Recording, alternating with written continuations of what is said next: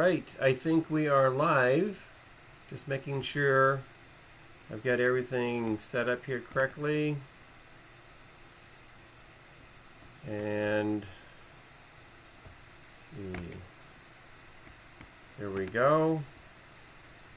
Excellent. Looks like we are good. All right. Good morning, everybody. This is David Gilmore, LDS Prepper, and Sue Gilmore, backyard herbalist. And we are here to answer your questions. We actually have quite a list of questions here that we have collected off of my what you need to know or what you want to know video that I posted a couple weeks ago. And we will give you an update of what we're doing here on our property, here on our off-grid homestead in southeast Idaho. So hopefully you enjoy this presentation. If you have questions, please post them in the chat. We will get to those questions here as they come up. I'm just going to write hello, everyone. Let us know where you're from. That'd be great. I see that Doc Michael is here. Welcome, Doc. He is often on our live broadcasts. We have several people that are here usually on Saturday morning with us. So if you're watching live, that's great. Please post your questions in the chat. If you're not live, then post your questions down below and we'll do our best to get back to answer those questions. First of all, a couple updates for you. Let me just check my email. Supply, getting things. Let's see. Go to the inbox. And I just want to give you an update on Berkey water filters.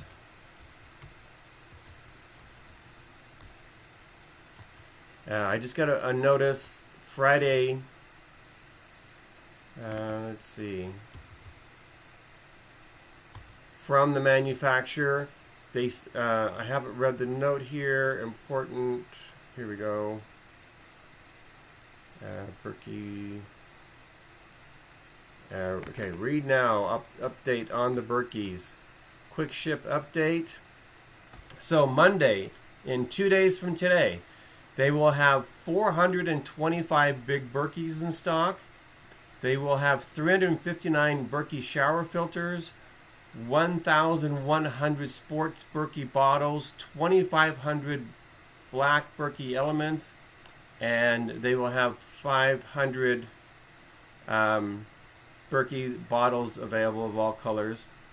And then on Thursday the 29th or Friday the 30th, they will have 400 travel Berkeys, 400 big Berkeys, 140 royal Berkeys, 540 Berkey fluoride and arsenic filters, and 200 black Berkey primers. As with many manufacturers, supply chain issues have been a problem. So it's good to see that they will have these in stock. If you want these, do not wait until Monday to order or till Thursday to order, because as you see, worldwide they only have 400 travel Berkeys and 400 big Berkeys and 140 royals. If you want to get your big Berkey or your order in for your water filters, please order as soon as you see this announcement. It is first in, first out. They typically run out of inventory within minutes. So I am at my computer placing orders as soon as they open up the store for the dealers. And just go to ldsprepperstore.com, select the items you want, and place your orders immediately so you can get at the front of the queue so we can get your orders placed. Things are getting harder and harder to get, so don't hesitate on that. But I'm very excited to announce that they will have inventory for those items. Okay, so there's never a dull moment. We're always busy. We got. Yeah, tell them about the fire. Oh yeah. So Thursday night, Sue and I were scheduled to do a preparedness presentation for some people in Washington. Teresa, James, ward, the Church of Jesus Christ Latter-day Saints. She's in charge of preparedness for that congregation, and she asked us to help her ward members in her church to get prepared. And so we were scheduled to get on that call. About an hour and a half before that call, I get a call from the ham radio coordinator in my congregation, and he says, "Hey, there is a 500-acre fire just south of you in a small town. It's coming into the city. People are being evacuated. Houses are being burned, and we need communications down there. Can you come help?" So I grabbed my ham radio equipment. I headed down to our central communications location, which was a church building outside of the fire area, and called up Sue. She jumped on the call with the people, and I was able to actually be in my truck on Zoom helping with that presentation, and also being available for communications for fire department and local volunteers and so forth. So I just wanted to let you know that being prepared, when the time for action comes, the time for preparation is over. They called me because I'm on the ham radio every week. I'm practicing. We're chatting. I'm involved. I know how to use it. They knew I had the equipment, so they called me because I was prepared. I like being in a position where I'm prepared for my family. I like being in a position where I help others. This is why we do these broadcasts, is to help you. I mean, we're doing fine here on our homestead. We don't need to broadcast what we're doing. We don't need to answer your questions, but we're doing it to help you get prepared. So, real life example of being prepared. Fortunately, the fire department did a great job. They were able to stop the fire from progressing. It actually jumped the river, but they were able to stop it from invading other properties, and saved a lot of homes and lives. So, real life experience there. Was that what you wanted to point out about the? Yeah, fire? You never know what's going to happen. You never know. When the time for action comes, the time for preparation is over. That should be on a t-shirt or a flag somewhere for sure. So, yes. So welcome everybody. We got Mid-Jeep here. Hello, Mid-Jeep. Ava Kinsey is here. Doc Michael, like I mentioned. Pothos Men. Porthos Men. We got Gloria from Texas. Monty Myler, great friend of mine, is here. And so we will be getting to your comments and your questions here.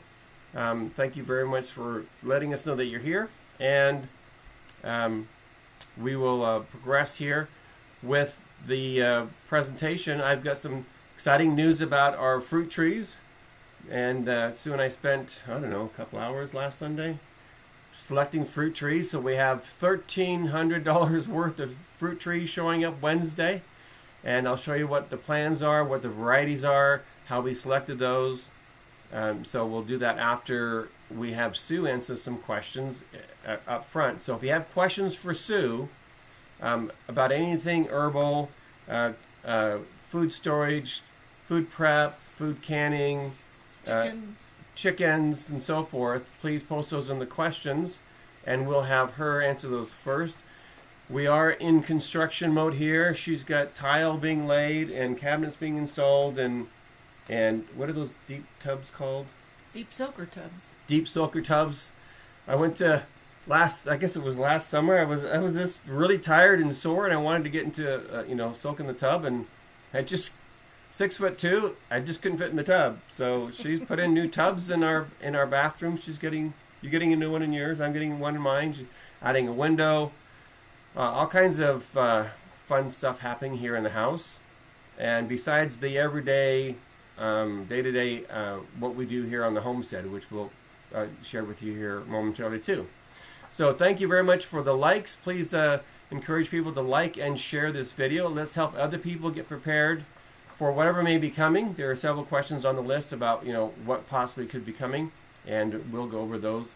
Let us know what your concerns are and what your questions are. So Monty put a Q next to his question. That's very helpful, so we know that it's the question instead of chatting back and forth. So Sue, you have a list of questions here. Let's go through those questions, if you can read those, who those are from and what the questions are. First up, M. Bully Crew says, home canning now. I freeze dry my own food and Mylar is not nice, with a smiley face.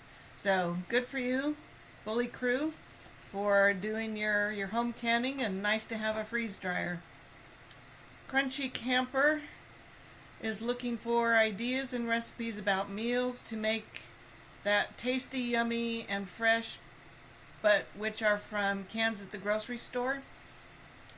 Says, I am interested in building up a 3-month supply that has a grocery store type food. I already have some food that I have canned myself, staples in bulk, freeze-dried food, enough ingredients to make bread for a year, and different odds and ends. However, I feel like I'm lacking super yummy, flavorful things with variety. When I was looking through recipes, because people say you should store what you eat, all my recipes have so many fresh ingredients. I don't like canned food from the grocery store in general. I like things very fresh, so it's hard for me to figure out how I want to go about spicing up my food storage a little bit. Good website or place to go with recipe ideas is the question. So I just want to say we love to eat fresh too. Prefer that over canned grocery store ingredients. We grow what we like to eat as much as possible and preserve the excess. Wendy DeWitt, I've talked about her in a previous presentation. She has a great food storage system for storing what you eat, eating what you store, and that is built in a rotation system. So you start with your own recipes, and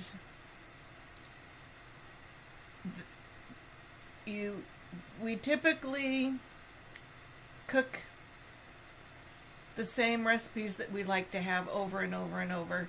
So her system is as simple as picking 7 of your favorite recipes, 7 breakfasts, 7 dinners, and figuring out how much of each ingredient you're going to need for however long you want to store your food.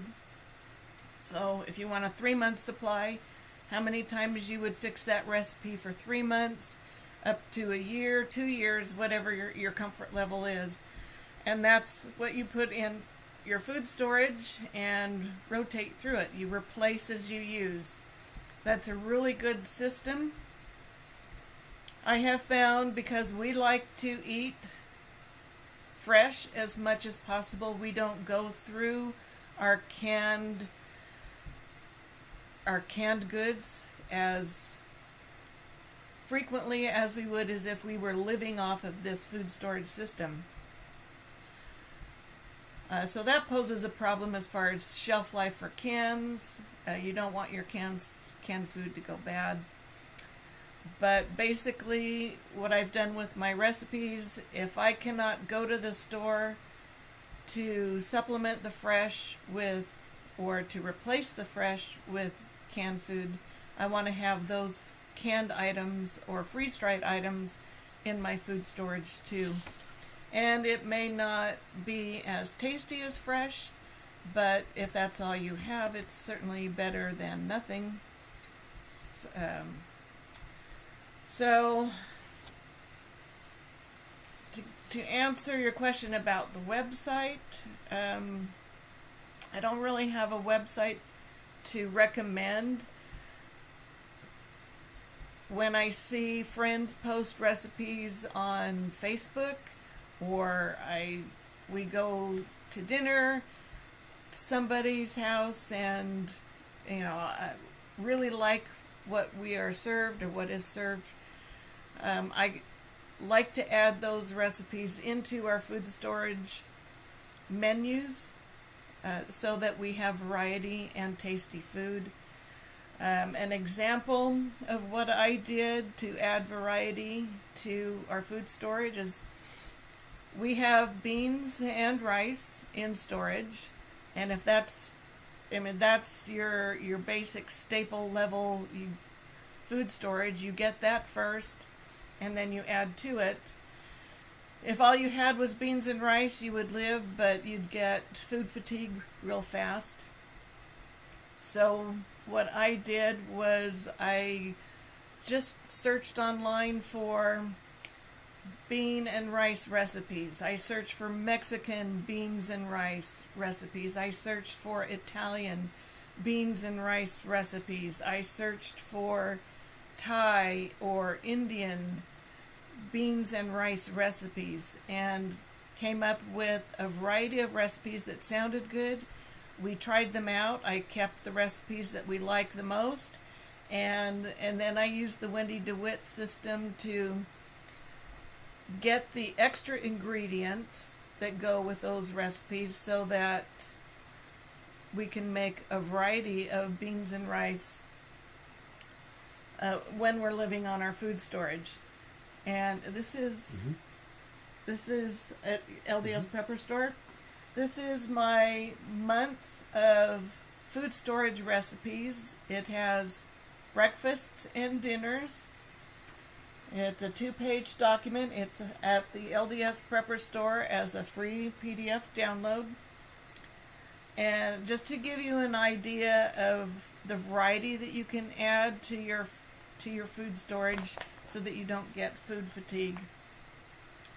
So when I started this out, Mondays were beans and rice, Tuesday were pasta dinners, Wednesdays were stews, Sundays were soups, Thursdays were potato based,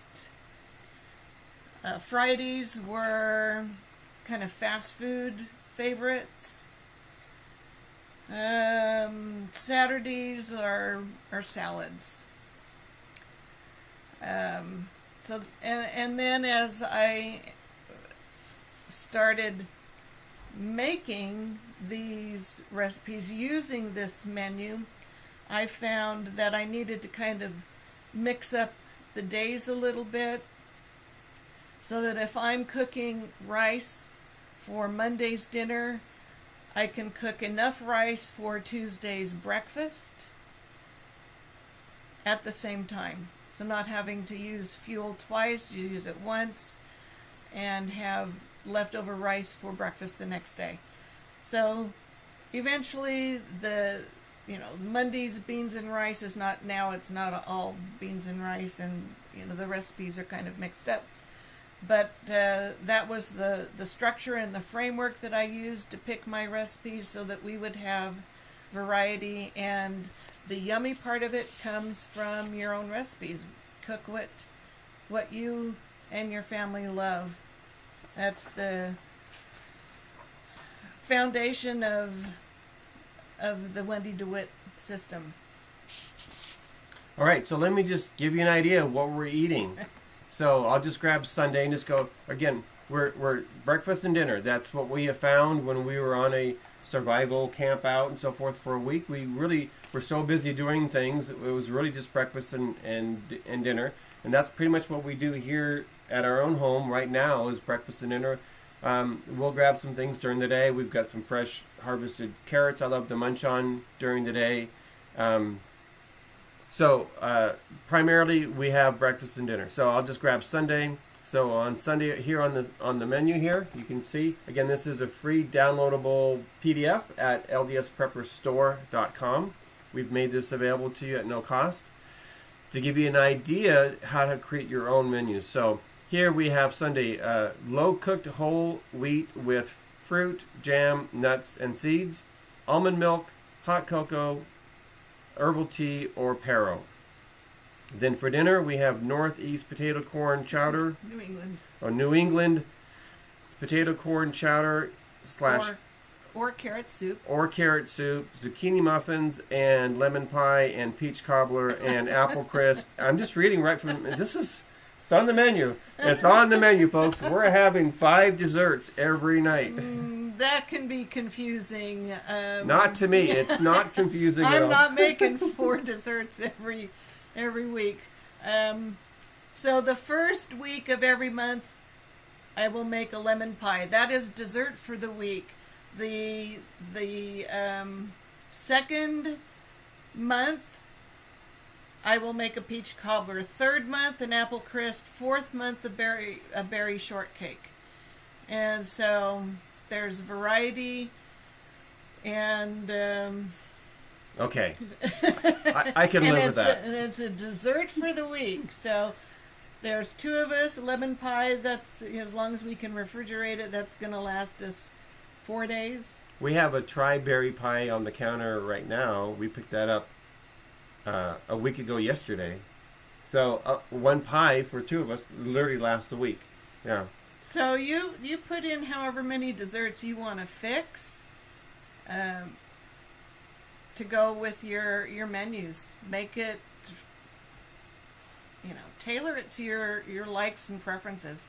But you can thrive here on food storage. Yes. This is not eating beans, rice, and wheat, okay? This is having really enjoyable food. To continue, just to finish here, then we have, is that germade? Germade. It's like cream of wheat. Cereal with dried bananas and pineapple nuts, seeds, and honey. Again, we're pulling all these items from our food storage that we already have. So I've got dried pineapple, dehydrated pineapple, and I've got freeze-dried pineapple. So, I'm pulling from what we have to make these meals and to make them delicious and nutritious. Then we have almond milk, which she makes, hot cocoa, herbal tea, or Pero. And then for dinner, we have beefy taco soup, cornbread, and 4 desserts, chocolate chip cookies, scotcheroos, which are family favorite, peanut butter cookies, and oatmeal cookies. That's just Sundays. Okay? So go over to LDS Prepper Store, download this free menu calendar. We're glad to share that with you. It took a lot of time, a lot of work for her to put that together. And that is yours just for going over there and downloading it. Of course, all the other preparedness items and her herbal reference books are there. The Berkey water filters and the LDS Prepper micronutrient mix are all over there for you also. I think on the first question, it wasn't really a question, but I think she's inferring that, do you have a recommendation for something besides Mylar bags? Because she says Mylar bags is not nice. I didn't know what was meant by that. So I don't know what. Do you have a recommendation? Their experience. So we have bulk items in number 10 cans with oxygen absorber packets. The downside to that is, like with the whole grains, those whole grains are dormant, but they're still alive. And if you suck all the oxygen out of the can or of the Mylar bag, those seeds will eventually die, so you cannot sprout them, but you can still turn them into baked goods or hot cereals. Mylar, some people don't like the Mylar bags because rats and mice can chew through them, and then you've lost what you have stored. It goes bad or it gets contaminated. So you need to, if you have rodent problems where you live, then you need to mitigate for that in your food storage. 5-gallon, I've got bulk items in 5-gallon buckets. I add diatomaceous earth to those now for the beans and the rice. That kills the, what are they called? Grain bugs that come with any kind of grain. If beans or rice or, I don't know, some of these whole long-term food storage items, if they sit too long on a shelf in a grocery store, sometimes you'll pick up a package and you'll see the grain bugs in there.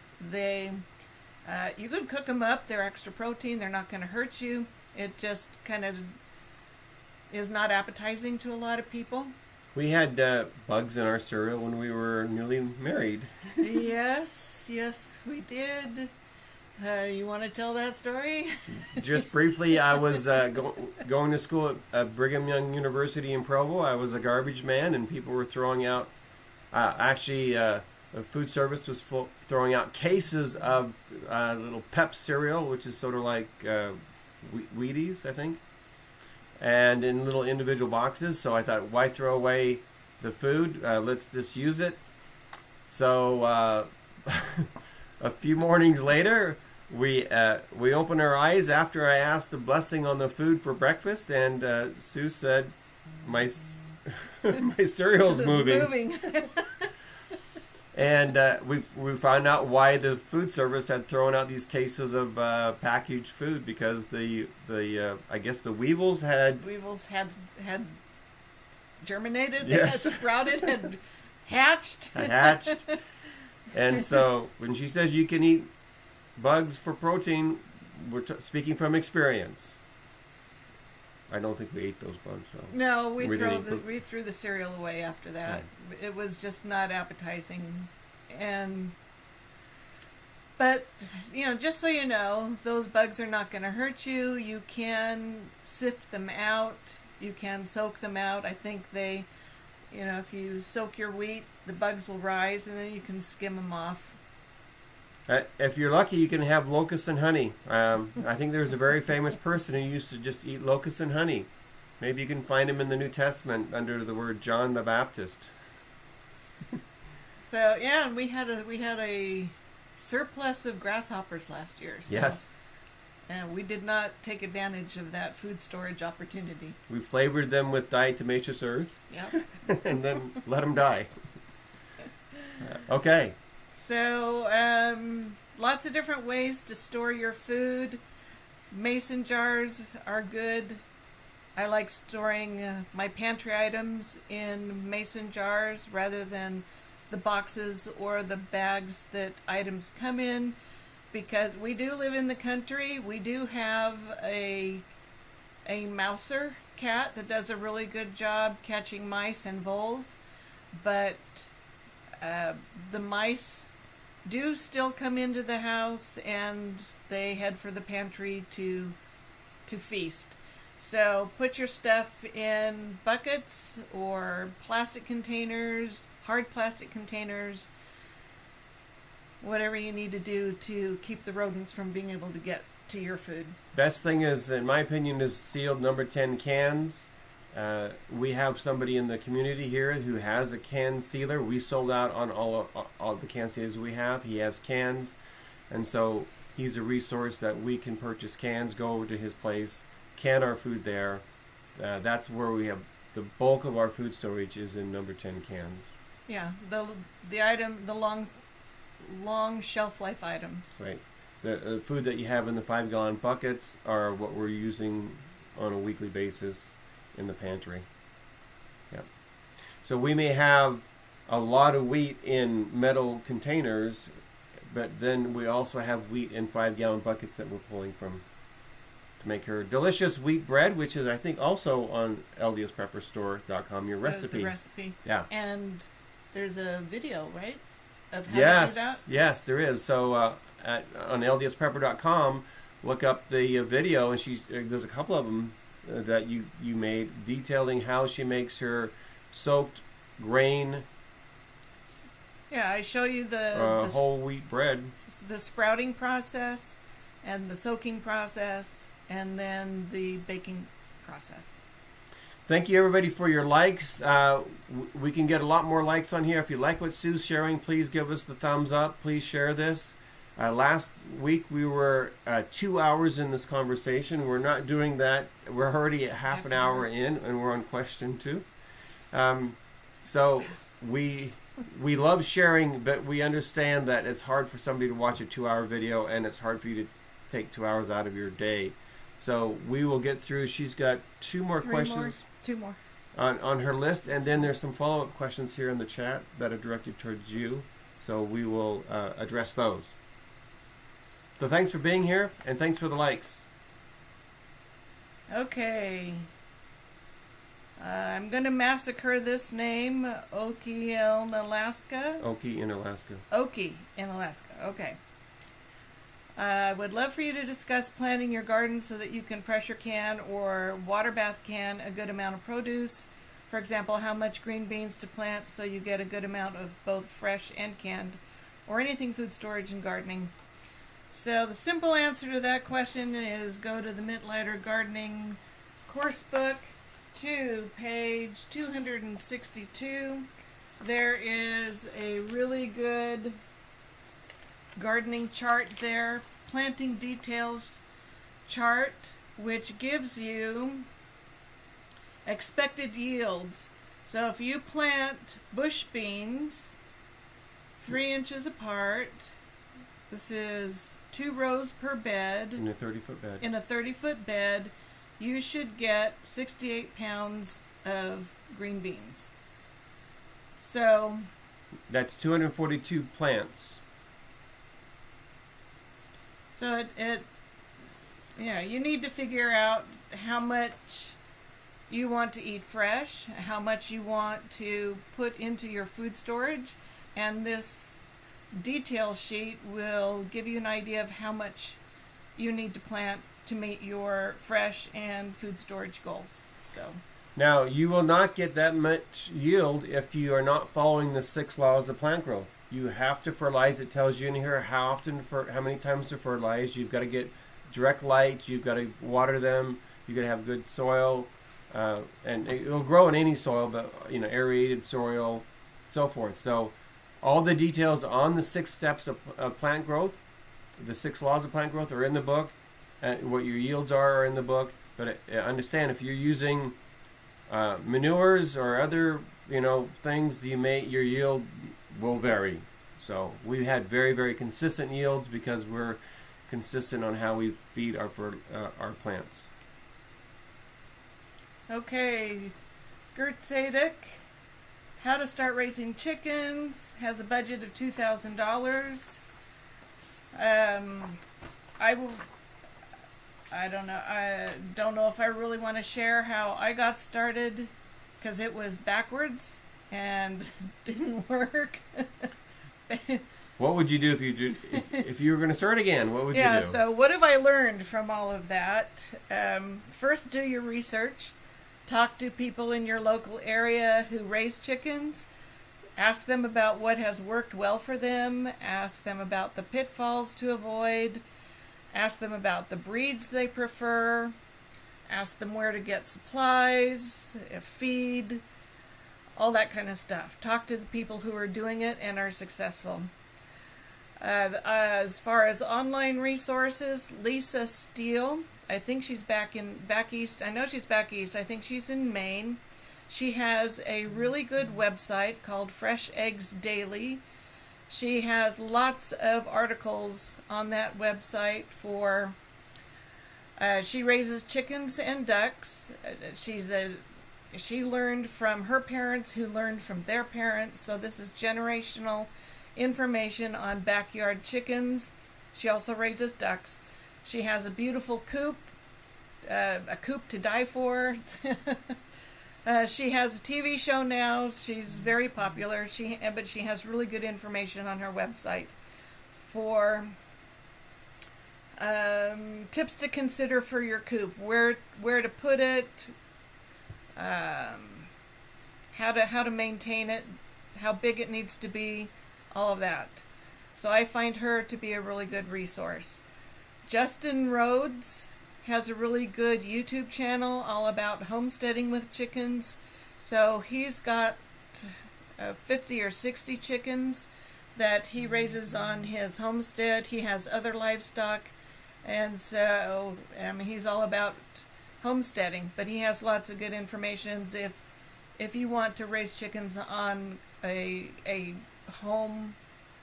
homesteading scale. Joel Sallatin raises pasture-fed chickens on a commercial scale, and you just Google Joel Sallatin, and you can find him on the internet very easily, and what he does and how he does it, and if you want to go that scale. So we will. I will put the links to any of those references in the description below this video after this video is rendered, so that it'll be easy for you to find those. So we'll have all those links down there. Okay, that was it. And to find, I also have a link below to,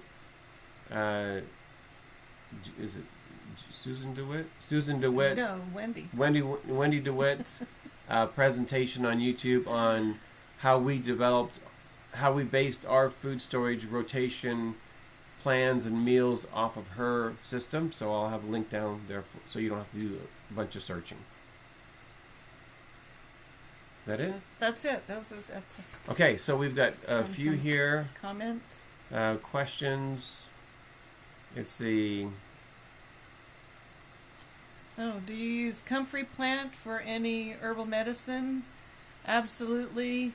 Comfrey, its nickname is knit bone.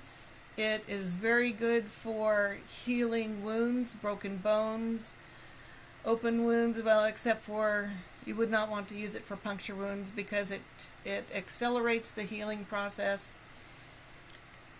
So calendula would be better for a puncture wound, which you want to heal from the bottom up. Comfrey heals so quickly it would probably heal from the top, and then whatever you've trapped below that would abscess. So very good herbal plant. Every garden should have comfrey in it.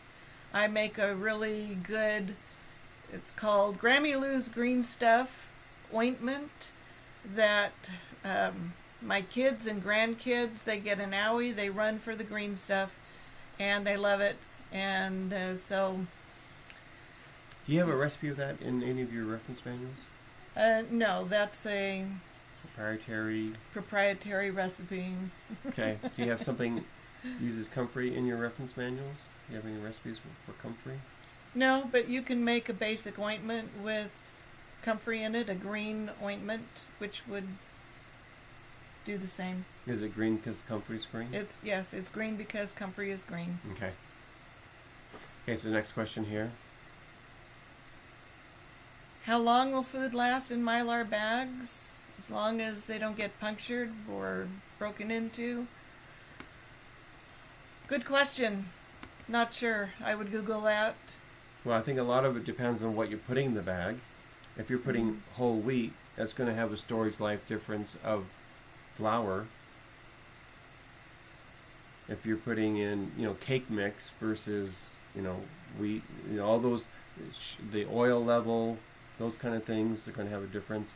If you properly seal it, if you got air absorbers, oxygen absorbers in there or not, okay. Yeah, so the temperature where you're storing it. Yeah, that all affects it. I can't give you a year, how many years. I can tell you that we had Krusty's pancake mix in number 10 cans, and didn't really pay much attention to shelf life on those. And when we moved to Texas, and I found, so this is a couple of decades later, and the cans looked like footballs. They had bulged so much. So anything that has oil in it, shortening, that sort of thing, is not going to have a very long shelf life. Not like wheat or rice or beans or oats. Yeah. So my advice, my daughter came to me several years ago, and she said, how do I prepare for food storage? All my children, 3 out of the 4 children have, I would say, a year's supply of food. And what I told my daughter was, pretend you're going, and she did a lot of camping. I said, pretend you're going camping for a year. What would you, and you're going to homestead, and what would you need to have? So what I would tell people right now is, pretend that you're in the 1800s and you're going to homestead in a log cabin what would you want to have for food storage. And that's what I would get. So you're going to have some flour probably, but you're going to have more wheat than flour because you're going to grind the wheat to turn flour. You're going to have you're going to have whole foods type items, not processed items. Right. And I would sprout the flour, or not the flour. I'd sprout the wheat, the grains. You get better nutrition that way. Yeah. So the second thing I would so when you're planning your food storage, what would you need if you were homesteading in the 1800s without electricity? What would you store? Second, and then what skills would you need to have to use those food storage items? The second thing is store enough food that you have enough food to eat until you can replace it with what you're growing. So to me, that means at least a minimum of 1 year. Because you're going to have to learn how to grow food. And like Sue said, that we eat a lot fresh, so we supplement our food storage with, and you just made some carrot soup from the carrots we harvested. She had a stew a couple weeks ago with all kinds of different things in there that we had harvested. Would you have chickens? Would you have quail? Would you have some kind of a meat source that you could grow for meat and then slaughter before winter so they're not being fed all the way through winter versus maybe your milk cow that you're feeding through winter, those kind of things. So keeping in mind where you live and your circumstances, if you're in the city and you're on a lot, or if you're in an apartment, you can have a year's supply of food in an apartment. Yeah, you can have a hand wheat grinder. You can have a Berkey water filter. You can be set up well. You can store some fuel for cooking in the little butane countertop stoves. So have enough that you will last. They have food to eat while you're growing food on your balcony or your backyard or on your property, and then store what you would have if you were in the 1800s. So, Mitty Jeep raised this comment when I was talking about adding variety to food storage. The key is spices, and that is really true. Spice up your recipes, put those spices into your storage program, or add herbs to your garden so that you have fresh herbs to use in your cooking, and then you can dry some to get you through the winter, then start over again in the spring. Gardening with Russ asked, is there going to be another food shortage? Oh, I think right now there are a lot of things in shortage. There are things in shortage that the retail customer doesn't even know that they're in shortage because they're on the retail level and it hasn't reached the shelves yet. But grocery stores are on a as-need basis, just-in-time delivery. Grocery stores don't have 3 days worth of food in stock. The big stores like Walmart and so forth, their produce, their canned products, they're going to be gone. We witnessed that multiple times in our lives, where in one day all the food is gone when there is an emergency coming up. Well, and you never know when that's going to happen. So is there going to be a food shortage? In my opinion, I think there's going to be shortages in a lot of things. But what if you don't have the funds to buy food for 3 months because you're injured or laid off or something? Do you have food in your home? So regardless of whether there's a food shortage or not, do you know how, and can you, and are you growing your own food to supplement your food storage? So we don't wait for external influences to make our decisions. We plan kind of the what-if game, and we just want to be self-reliant. That's our goal, is to be self-reliant. So if there is a food shortage or a toilet paper shortage, it doesn't affect us because we already have things on hand. And so when there was a toilet paper shortage and people have been bugging us about hoarding for years, you know what? Those who had toilet paper did not need to go to the store to buy toilet paper because we already had it. And so we were actually basically allowing those who hadn't prepared to go get supplies that they didn't think about getting in the advance because we already had it. So we were actually helping them get what they needed. Do I agree with the people who had shopping carts full of toilet paper? No, we've never had shopping carts full of toilet paper. I do not agree with hoarding and having that kind of a mindset or doing that for profit. Okay. One pie in a week? No way. Like 2 days at the most with me and my wife. Yeah. We all eat differently, but one pie a week is good enough for this household. All right. Do pinto beans go bad? Yeah, all beans will eventually go bad. I opened some beans in our number 10 cans just to see how they were doing, and found that when I soaked them and cooked them, they did not get soft. So I've heard that an Instapot can help with that, so I have yet to try that out and see. But yeah, beans will go bad over time. You need to store what you use and use what you store and keep rotating it. And I now store beans in buckets with diatomaceous earth instead of oxygen absorbers, because I think it's the lack of oxygen that causes them to go bad faster. So let's try that Instapot. Yeah. This week. Well, okay. We'll see. We have a lot going on, but again, I want to try it now before, we have to eat the beans and we don't have a solution for the beans yet. How long has... You can fit that into your schedule and do the experiment. Yeah. We have our tasks that we do, okay? Cooking meals is not in my task list, even though I do a lot of that. Okay, how long has LDS Prepper been prepping with his lovely wife? Full-on consciously preparing? We started... We've been married 40 years. We got serious about it in 1989.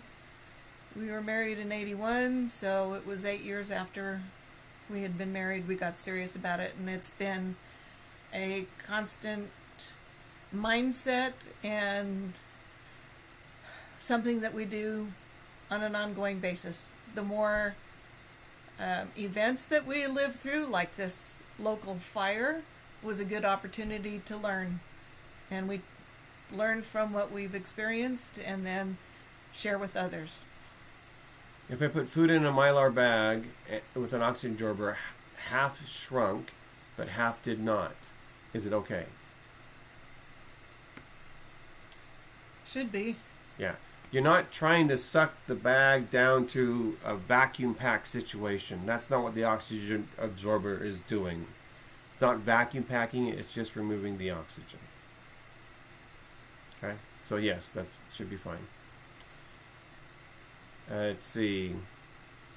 And Doc Michael makes the point that these bugs hatch inside the beans in the bags or the cans. That can make them go bad. We're putting flour in a bag and using the food saver to take out the oxygen, keep the flour safe. Is it whole wheat flour? Is it white flour? Basically, white flour. It's been ground and bleached, and they've added nutrients back into it, but it's basically dead. So I think it'll last for a very long time that way.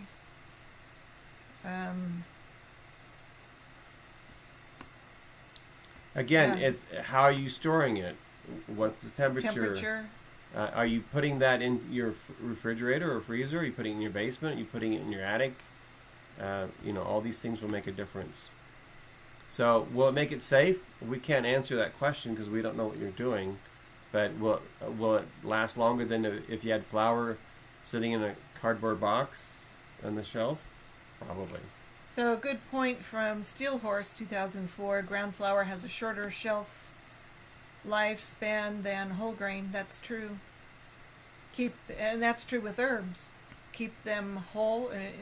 When you dry them, keep them whole. Grind them as you need them. Do that with seeds and nuts too. Keep them whole as much as possible. Grind as you need them. Your spices. Somebody mentions here, let's see, CC December 2018, cooking oil has a short shelf life. Anything with oil is going to have a shorter shelf life. I believe olive oil has a longer shelf life than typical cooking oil. But we don't have, we don't have 55-gallon drums of oil. That's something that we rotate through pretty consistently. Yes. Yeah. Store it, rotate it, use it, replace it with the oils. Olive oil, if you can find it in cans, it's more expensive that way, but if you can find it in cans, it has a longer shelf life just because of the way it's been packaged. But your oils do go rancid, especially once they've been opened and exposed to oxygen. And then Steele Horse 24 has a good comment. You can add a little baking soda to soften beans when you cook them. You can also grind beans that have gotten hard to use in soups, stews, etc. We'll have to try that. I've heard about the baking soda. That's something on my list of things to try, is the baking soda in the soaking water and the Instapot. What I like about Steele Horse his comment is he's finding or she's finding a solution to use and not just throw away food. It's food, right? It isn't bad food. It's not going to make you sick. It's not going to kill you. It's just hard beans. So what do you do to make it work? If you're on a homestead and you're 250 miles away from a city and you got a horse and you have beans in the cupboard and they're hard, you're going to figure out a way to eat those beans. So figure it out now before you have this question come up. This will be is being recorded. We appreciate that everybody only has a limited amount of time, so you can come back and watch the whole thing when you have more time.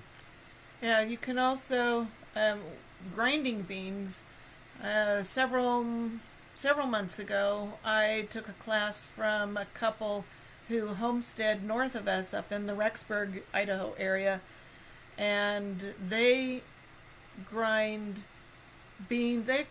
all kinds of grains, corn and beans, into the bread that they make. And I thought, wow, that's a great way to add nutrients and flavor and texture to baked goods.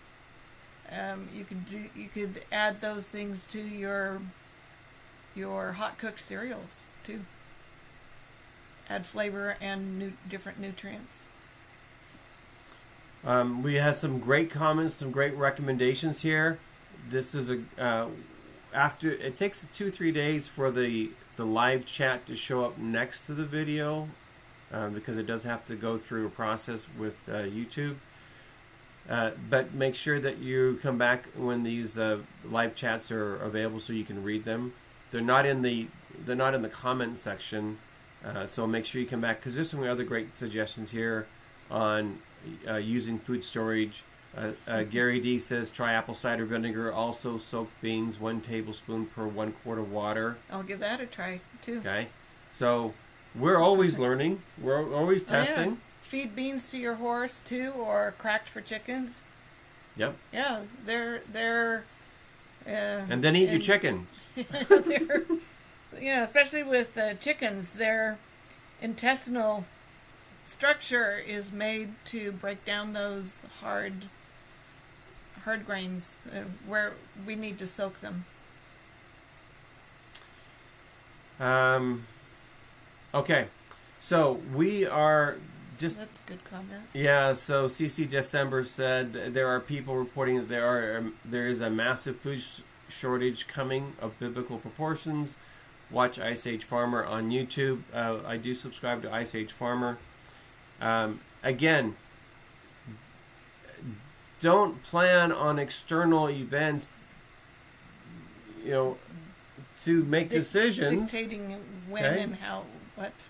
We just decided that we wanted to be self-reliant, period. regardless of what's going on in the community, in the world. And so for the 40 years that we've been married, I don't think there's ever been a severe food shortage. But if there was, we wouldn't know about it because, we might know about it, but it would not affect how we eat. Yeah, well, grocery stores emptied out of food before Hurricane Ike ever hit. Mm-hmm. And then after Hurricane Ike, it was a couple of weeks before they were back up and running with food coming in and being able to process credit cards and debit cards and that sort of thing. So, something to keep in mind, Yeah, and they had to throw out all of the frozen foods, refrigerated foods. All the produce was gone. They had to wait for electricity to come back. So that was a short term.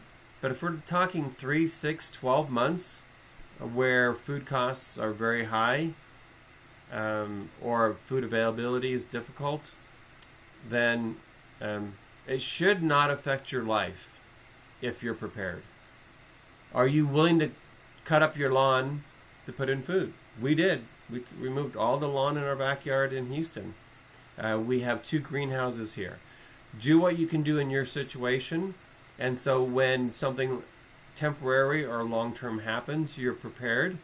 And it's an event, not an emergency. This is what we're trying to share from our hearts is get prepared now. The best time to plant an apple tree was 20 years ago. The best time today to plant an apple tree is today. Which is what I'll end with, is the trees that we purchased, and what we're going to be doing with those trees. So let me get over to here, and I'll turn that off, and we'll come back to here.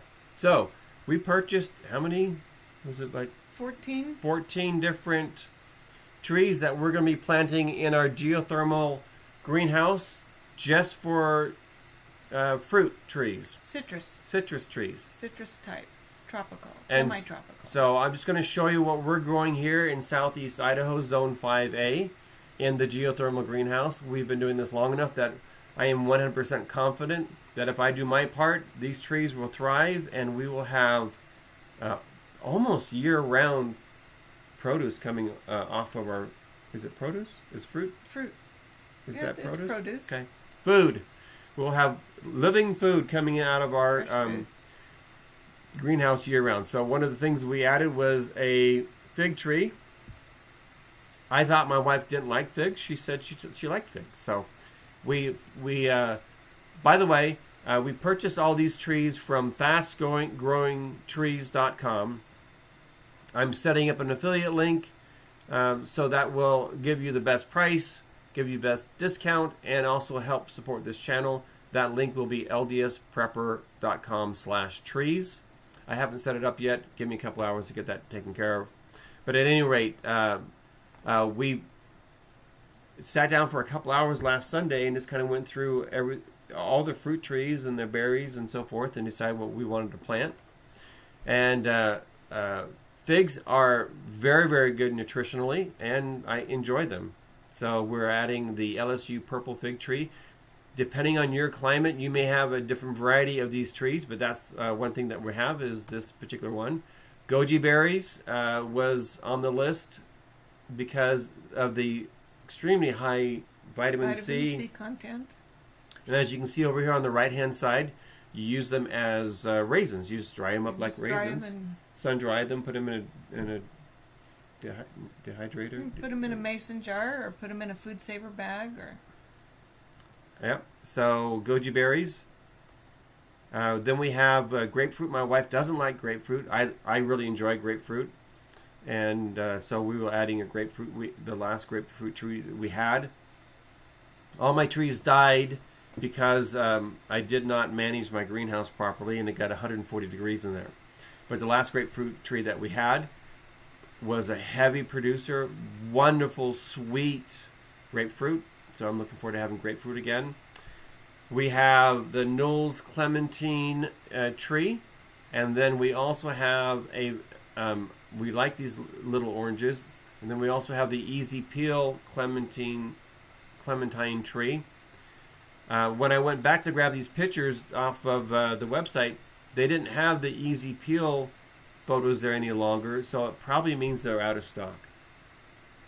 One reason, and I have been looking for fruit trees for many months, and really the only place that had any kind of inventory available was fastgrowingtrees.com.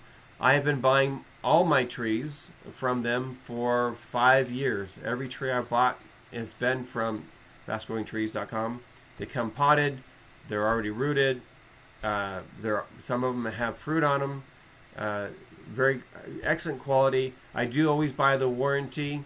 It has a 1-year warranty on them, so even if I do something dumb and the tree dies, it can be replaced. All right, so we have those. We have the pomegranate. Again, I didn't know that my wife liked pomegranates, but she does. So again, pomegranates are very nutritious. They have a lot of, I guess anything kind of like the red, purple colors are supposed to have a lot of nutritional value to them. But at any rate, we're growing pomegranate tree. You can grow it as a bush or you can grow it as a tree. Just depends on how you prune it. Loquat. I like the loquats better than the kumquats. I don't know that my wife even knows loquats. I don't know. This is a prolific producer, and you will have, each year, I think, probably hundreds, if not 1,000 loquats from your tree. A lot of loquats. I like loquat over the kumquat because the loquat has a single pit, and so I'm not having to kind of fish out a lot of seeds. So I like the loquat a lot. The Haas avocado tree. Avocado trees can get 40 feet high and 80 feet wide. All of our trees will be in pots. I'll show you that here in a second. But boy, we love our avocados. We use avocados. I mean, you have avocados on the counter all the time. I mean, we have them all the time. So yeah, grow what you eat what you grow. Our favorite lemon is the Meyer lemon. Or even better is the improved Meyer lemon. Those are very healthy, bug resistant, good producers. Sweeter because they're a cross with orange. Mm-hmm. So improved Meyer lemon or Meyer lemon is what I'd recommend. Then we have navel orange. I think we got the navel because of its flavor. Sweeter, easier to peel. Lentia is a juicing orange. Valencia. Mm-hmm. So but you can juice the navels too. So a two for one. Yes. And then you notice that this navel orange tree is in a pot. It is producing oranges. That was my exact experience here when I had them in my grow boxes. That you can prune them to whatever size you want, and so you don't have to worry about a 40-foot tall tree in your greenhouse. Love mangoes. We love mangoes. And look at the size of that mango tree. We saw some huge mango trees in Tahiti. 50, 60 feet tall and as wide. Loaded with mangoes. Yeah, we just literally walked underneath, picked up mangoes, and we're eating mangoes from off the ground. But we love mangoes, so I will be pruning this so it stays inside the greenhouse. These taller trees we've already positioned. Do you happen to have that map? I don't know. No. In the greenhouse for growth. Then we have Toro blueberry bushes. We had several different varieties of blueberries in Texas. For our area here, the Toro seems to be best. It was cold hardy for the climate, and a good producer of big berries. So these are all going in half wine barrels or whiskey barrels, or I'm not sure what these are. I picked these up at the big box store. I'm using Texas Preppers 2. Self-wicking tub concept. If you haven't gone to Texas Prepper 2 YouTube channel, I highly recommend Alan's channel. He lives in Texas. He is on property. He grows a lot of food, He has great videos.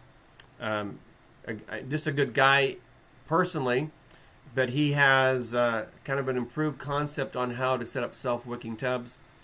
So I'll let him go over to his channel, LDS Prepper, to subscribe to his channel and learn how to grow food also there. I like the wicking tubs, so we will have basically it's water storage below. So I noticed that when I did these, I had a self-watering garden in Texas that I was absolutely blown away how much water plants take if you give them all the water that they want.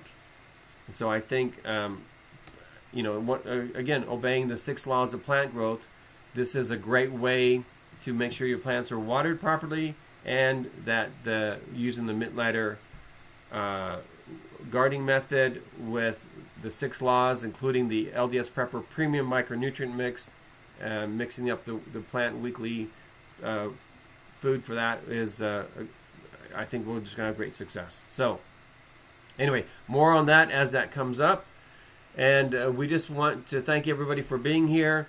We will not get through all the questions today, but we will keep the questions that are here that we haven't addressed and the additional questions. We will address those next Saturday, 9 a.m.